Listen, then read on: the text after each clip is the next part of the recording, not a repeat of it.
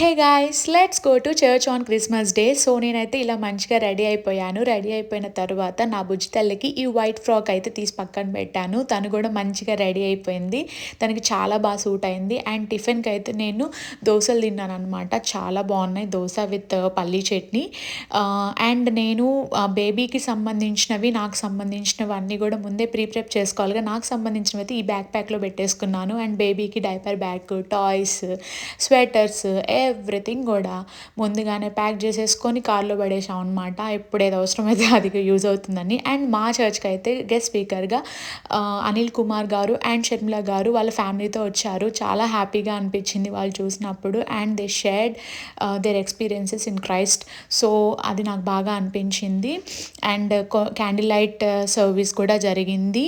తరువాత వాళ్ళ చేత prize distribution and cake cutting చేయించి సర్వీస్ అయితే ఎండ్ చేశారు. That's it guys.